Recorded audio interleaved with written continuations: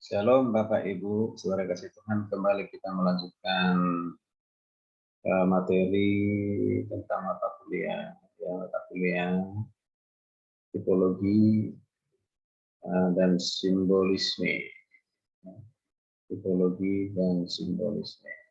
Nah, di pertemuan pertama saya sudah menjelaskan pemahaman apa itu tipologi dan juga apa itu simbolisme, atau simbolis. Ya, tentu ini semua kita bukan menunjuk kepada hanya nama tipologinya atau simbolis, tetapi makna yang ada di dalam tipologi atau di nama tipologi atau di simbolis itu. Maknanya, apa maknanya? Terutama berkaitan dengan kemesiasan atau berkaitan dengan Tuhan Yesus atau berkaitan dengan oknum dari Bapa ataupun dari Roh Kudus, ya. Nah, jadi itu yang dilihat, ada pesan-pesan khusus yang mau disampaikan melalui tipologi simbolis itu. Jadi penting nggak tipologi dipelajari atau simbolis? Sangat penting, sangat penting, ya. Tapi saya ingatkan kembali, jangan kita hidup dengan simbolis, tapi hiduplah dari makna simbolis itu sendiri. Baik. Nah, masih ingat saya katakan tidak semua dalam Alkitab itu ada bersifat simbolis ataupun tipologi. Ya, kalau tidak ditipologikan ya jangan, kalau tidak disimboliskan ya jangan. Tapi jangan juga kalau itu simbolis, kalau kita abaikan pengertiannya atau kita tafsirkan dengan keliru, tidak sesuai dengan konteksnya. Oke, jadi pentingnya. Nah, dalam kesempatan ini kita akan melanjutkan dengan tipologi, simbolis, dan makna teologisnya. Jadi terutama makna teologisnya. Ada beberapa yang bisa kita lihat di Alkitab, yang menunjuk kepada tipologi ataupun simbolis. Dan juga bisa juga dikatakan dengan lambang, lambang. Oke. Ya, contohnya benda. Benda. Ya, itu juga dapat dijadikan simbol. Misalnya contoh ya, seperti salib, garam, atau emas yang mempunyai makna simbolis. Namun ada kalanya mempunyai sejarah yang panjang dan harus dipahami dari sudut pandang yang berbeda. Ya. Jadi salib itu contoh, atau garam emas itu tidak boleh diartikan itu hanya satu pengertian saja, tapi bisa saja berkembang dengan pengertian yang lain. Ya, tergantung sejarahnya, sejarahnya. Tadi pasti punya sejarah. Contoh, misalnya contoh ya, salib. Nah, salib dalam Perjanjian Lama ini adalah sebagai dikatakan adalah orang berbuat dosa yang dilakukan mati lalu digantung. Ini berarti sebagai hukuman kepada orang yang berbuat dosa, yaitu dihukum mati, eksekusi, yang lalu digantung pada tiang. Itu yang lakukan dalam Perjanjian Lama. Jadi eksekusi hukum mati. Kalau sekarang ini ada hukum mati di negara-negara tertentu termasuk Indonesia, ya bukan digantung tapi ditembak, ya. Itu ya, dan itu sudah sering terjadi di Indonesia, bahkan juga mungkin banyak dirahasiakan, ya.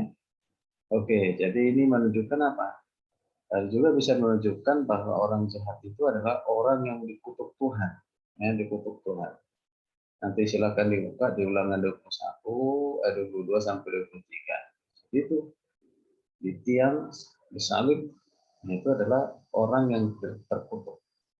Nah, mungkin juga pada zaman Romawi, ya salib itu merupakan alat untuk apa? Alat untuk menghukum pelanggaran berat.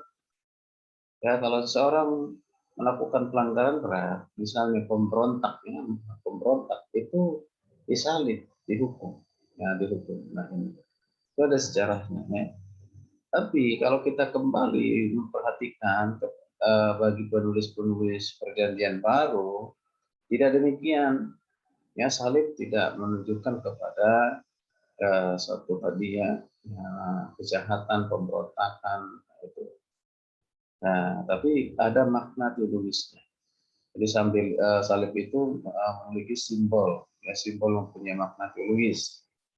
Ya, ya, tentu kita sudah tahu semuanya, misalnya salib Tuhan Yesus.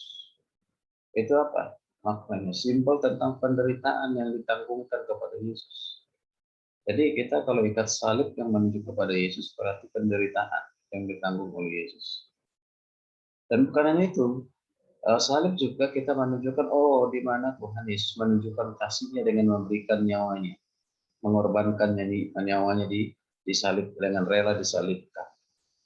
Ya, yaitu kita ingat salib berarti ingat karya penyelamatan dari Yesus atau usaha perdamaian orang yang berdosa dengan Tuhan. Ya, nah itu. Tuh, bisa juga pengertian yang lain, salib juga melambangkan apa? Penyangkalan diri. Ya, penyangkalan diri kita. Ya, oke. Jadi itu. Jadi pengertian dari makna salib itu tergantung melihat konteksnya ya. Nah, konteksnya, lihat sejarahnya, lewat konteksnya ya. Jadi bisa memiliki makna yang berbeda ya. Nah, masih benda, banyak juga simbol yang tidak dapat dijelaskan ya. Dijelaskan berhubungan dengan benda. Contohnya dalam kitab Daniel pasal 2 ayat 32 33 ada di sana disebut dengan emas, tua, dan perak, tembaga. Coba saya bacanya. Daniel, kitab Daniel 3 ayat 30-33. Nah, perhatikan. Atau saya baca mulai dari ayat 31. Ya Raja, Tuanku, melihat suatu penglihatan yang di sebuah patung yang amat besar. Patung ini tinggi, berkilau-kilauan luar biasa, tegak di hadapan Tuanku, dan tampak mendasyatkan. 32. Adapun gunung itu, kepalanya dari emas tua, ya, dari emas tua ya. Dada dan lengannya dari perak, perut dan pinggangnya dari tembaga. Sedangkan pahanya dari besi dengan kakinya sebagian dari besi dan sebagian lagi dari tanah liat. Nah, ini penglihatan dari Daniel ini. Ada melihat dikatakannya patung raksasa ya, patung yang sangat tinggi. Nah itu. Di situ ada emas tua, ada perak, ada tembaga. Nah ini siapa yang bisa menjelaskan ini? Apa artinya? Ya. Nah, ini sebagai simbol. Nah, tentu ini salah satu contoh ya yang simbol yang tidak dapat dijelaskan. Yang tidak dijelaskan. Ya, yang berikut adalah peraturan atau upacara. Ya, kita sering dengan sakramen baptisan ya atau perjamuan kudus. Ada dua sakramen ini yang umumnya dilakukan oleh gereja ya, yaitu baptisan air dan juga perjamuan kudus. Ya. Di dalam peraturan peribadatan atau upacara, ya kita sering memperhatikan ya dijadikan sebagai simbol, yaitu ada unsur benda yang dipakai. Misalnya apa? Roti, ya roti yang disebut dengan tubuh Kristus, anggur yang adalah darah Kristus, kemudian tindakan manusia berarti orang beriman dan tindakan Tuhan, tindakan Tuhan. Nah, jadi ini semuanya kita harus pahami ya apa makna uh, roti yang dimaksud sebagai tubuh Kristus atau anggur yang disebutkan sebagai darah Kristus. Nah, ya. Nah ini penting sekali. Oke. Ya, coba selain benda, kemudian dari perhatikan tindakan. Ya, tindakan. Alkitab mencatat ada berbagai tindakan-tindakan yang dilakukan mempunyai makna simbolis. Contoh, misalnya contoh kehidupan Nabi Hosea yang dicatat dalam Hosea 1 ayat 3. Masih ingatnya, Hosea ini punya istri namanya siapa? Gomer. Ya, Gomer. Ya, Gomer. Ya, istri dari Hosea namanya Gomer ini kita baca di kisahnya di Hosea 1:3 ini di sana ya menunjukkan bahwa Gomer itu tidak setia kepada Hosea sebagai suami. ya melacur, ya, melacur ya beberapa kali. Tapi kita lihat Hosea eh, atas perintah Tuhan tetap harus mengambil ya, misalkan Gomer ini ya menjadi istri, jadi harus terima. Ya, artinya Hosea di sini ya sekalipun Gomer tidak setia, tapi Hosea setia, ya kesetia. Nah, kalau kita pelajari maknanya apa sebenarnya dari tindakan ini, ya, di mana Hosea melambangkan adalah Tuhan yang setia, ya Tuhan yang setia kepada bangsa Israel yang tidak setia, yaitu Gomer, ya. Jadi kesetiaan Tuhan kepada yang tidak setia, ya gitu. Nah itu kira-kira seperti itu gambarannya, ya. Jadi kesetiaan Tuhan kepada bangsa Israel yang tidak setia. Nah, ya, tidak setia. Nah, oke. Nah, tindakan atau kehidupan juga itu mengandung makna yang dalam karena diperintahkan Tuhan dengan tujuan tertentu. Pasti, ya. Pasti itu, ya. Jadi itu suatu tindakan ya mengandung makna yang diperintah Tuhan, pasti ada maksud atau tujuan Tuhan. Nah, bagi mereka yang melakukannya dan melihatnya, tindakan atau kehidupan ini yang meninggalkan apa? Kesan yang dalam di hati mereka. Ya, misalnya tindakan uh, pergulatan Yakub ya dengan Tuhan di Sungai Yabok, ya kan? Sungai Yabok uh, itu ada makna yang dalam yang ditinggalkan bagi ya Yakub gitu kan. Nah, itu ada makna yang dalam ya itu dengan pergulatan itu. Kita tahu semuanya. Dari situlah ada perubahan dari sekarang dari nama Yakub menjadi Israel. Nah, karena berjumpa pada saat itu ternyata itu adalah Tuhan sendiri. Ya. Oke, baik itu satu tindakan tentu ada maksudnya itu maksudnya bahwa Tuhan menyatakan diri kepada Yakub bahwa diri Tuhan yang harus disembah dan dipercayai. Nah itu. Nah kemudian kita perhatikan selain benda, tindakan dan juga angka. Angka. Di dalam Alkitab banyak sekali kita temukan berhubungan dengan atau sebutan angka-angka ya. Jadi sejak zaman kuno setiap komunitas menganggap itu angka memiliki makna tertentu. Nah, jadi ada pengertian dari zaman kuno. Jadi angka tertentu memiliki makna tertentu. Ya, atau huruf tertentu juga melambangkan angka tertentu. Aduh, ya. Tapi kita perhatikan tidak mudah ya menafsir angka dalam Alkitab. Itu kita harus hati hal itu. Makanya kita harus hati-hati sekali ya dalam menafsirkan angka atau mencari makna dari angka itu. Angka itu. Misalnya contoh angka 12 ini sering dipakai ya dalam Alkitab. Misalnya dalam perjanjian lama 12 suku Israel, dalam perjanjian baru 12 rasul. Nah, ya. Nah, ini perlu diperhatikan, angka yang sama tidak selalu mempunyai makna yang sama. Gitu. Sekali lagi, angka yang sama tidak selalu mempunyai makna yang sama. Berarti bisa saja angka yang sama memiliki makna yang berbeda, ya berbeda. Oke. Juga bukan setiap angka atau setiap pemakan angka mempunyai makna simbolis. Nah, itu tidak semua angka, ya angka dari 1 sampai 10 atau sampai 100 dan lain-lain. Nah, itu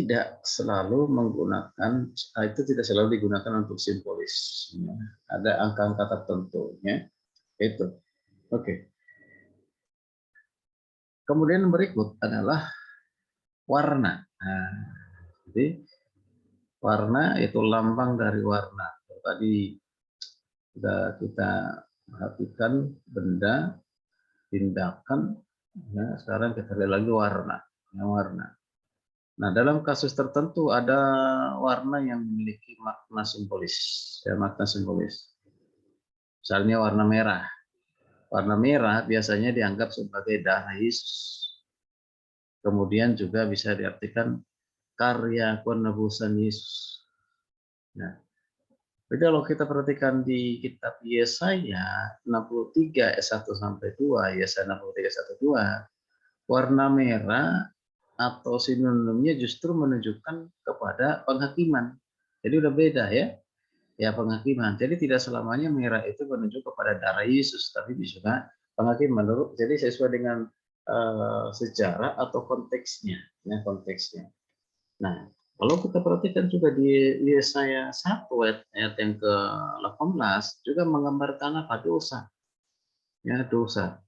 Ya, dosa. Nah, coba ya ini barangkali satu ayat kita baca ya. Yesaya, perhatikan Yesaya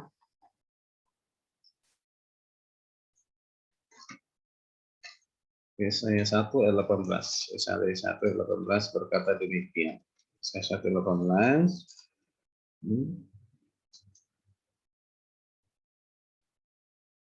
Nah, marilah baiklah kita berperkara firman Tuhan.